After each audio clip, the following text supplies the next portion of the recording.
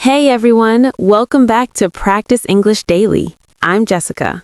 And I'm Eric. Thanks for joining us today. So Eric, have you ever wondered what's actually happening inside your head when you think? You mean how does thinking even work? Exactly. Today we're going to talk about the human mind, not the brain itself, but how our minds actually function. That sounds pretty deep, Jessica. It is, but don't worry everyone, we're going to keep it simple and practical. This topic comes from a book by Steven Pinker called How the Mind Works. The original book is really complicated, but we'll make it easy to understand. Perfect. So where do we start? Let's start with a basic question. What is the mind? Good question. Is it the same as the brain? Not quite. The brain is the physical part. It's made of cells inside your head. But the mind is what the brain does. It's all your thoughts, feelings, memories, and decisions. Oh, I see. So when I remember what I ate for breakfast, that's my mind working. Exactly. And here's something interesting, Eric.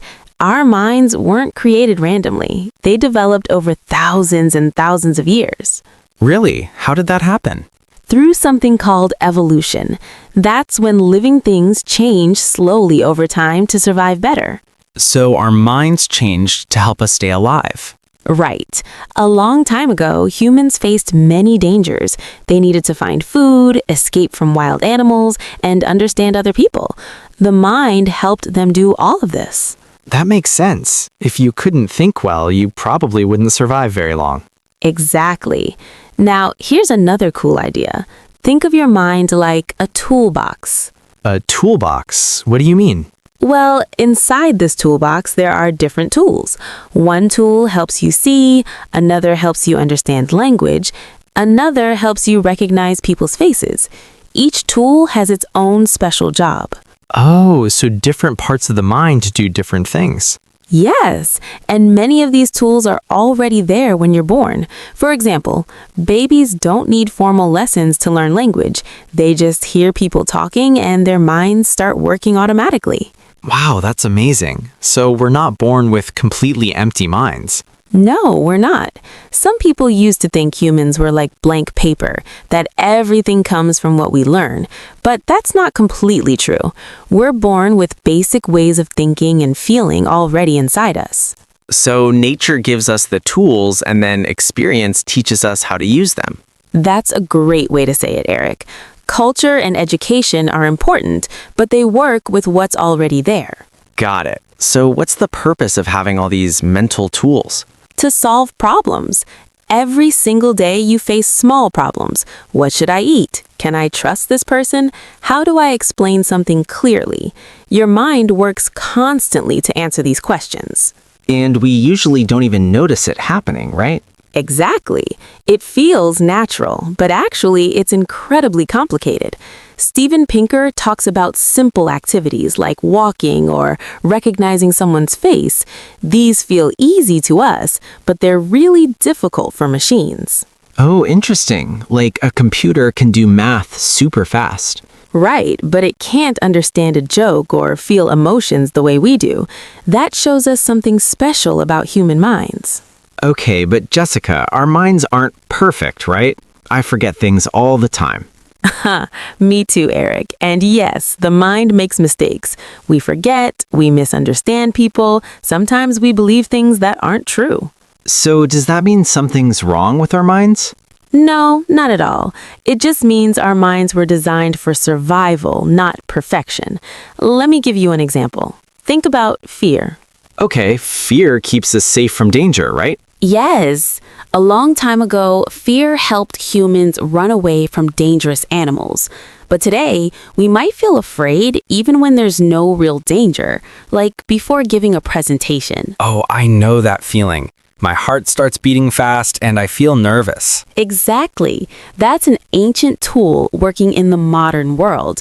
Your body reacts as if you're facing a real threat, even though you're actually safe. So that's why understanding how the mind works is helpful. Right. When we understand it, we can be kinder to ourselves. Okay, so we've talked about what the mind is. But why does it work this specific way? Great question. Remember I mentioned evolution earlier? Our minds developed through something called natural selection. Can you explain that simply? Sure.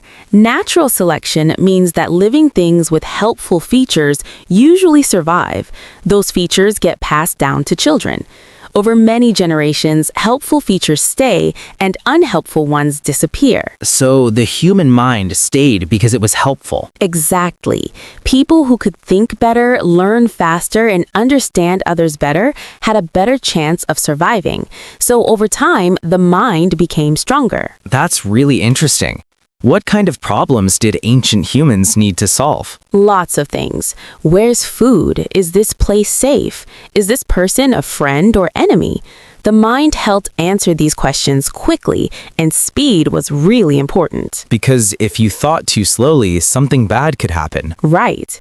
If you saw something dangerous and spent 5 minutes thinking about it, that would be too late. So our minds developed to react fast. Oh, that makes sense. But here's something I'm curious about. We don't live like ancient humans anymore. We use phones. We work in offices. You're absolutely right, Eric. And that's a really important point. Our minds were shaped for ancient life, not modern life. So that's why some things feel difficult today. Yes, we worry too much, we feel stress easily, we get distracted. These reactions once helped survival, but today they sometimes cause problems. Can you give another example? Sure. Think about social media. We might see one negative comment and feel really upset. Our minds react strongly because in ancient times, being rejected from your group was dangerous. Wow, so our minds are still working like we're in danger, even when we're just reading a comment. Exactly. It's not a mistake. It's an old system doing what it was designed to do. This is fascinating, Jessica. What about emotions? I've heard people say emotions stop us from thinking clearly. That's a common idea, but Steven Pinker says emotions aren't problems, they're tools. Emotions exist for important reasons. Really? Like what? They help us decide things quickly. Long ago, humans didn't have time to analyze every situation carefully. They needed fast answers. Should I run? Should I fight? Should I trust someone? And emotions gave those fast answers. Yes, fear tells us danger is near. Anger helps us protect ourselves. Sadness makes us slow down and reflect. Love makes us connect with others. So emotions actually guide our behavior. Exactly. And here's something surprising. Emotions and logical thinking aren't enemies. They work together. Even when you make small decisions, emotions are involved. Like choosing what to have for lunch? Yes, you don't just calculate nutrition, you think about what sounds good, what you're in the mood for. Those are feelings helping you decide. That's really cool. So emotions aren't random, they have purposes. Right. Each emotion is like a program pushing you toward a certain action. They're not perfect, but they're useful. Okay, Jessica, what about learning? Why do some things feel easy to learn and other things feel really hard? Another excellent question. The mind can learn many things, but not everything equally. Some things are naturally easy, like learning your first language when you're a baby. Oh yeah, babies learn to talk without formal lessons. Right. Other things like advanced mathematics or formal logic feel much harder. That's because our minds evolved to learn certain things like language and social skills, because those help survival. So when something feels hard to learn, it's not because we're not smart enough. Exactly. It's because our minds were built for different activities.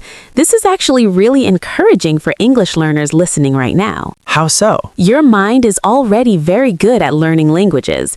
It just needs time, practice, and exposure. You don't need to be perfect, you just need to keep going. I love that message. So what's the main takeaway from all of this? Well, the human mind is complex, but it's not magic. It developed over a very long time to help us survive. It has many parts working together.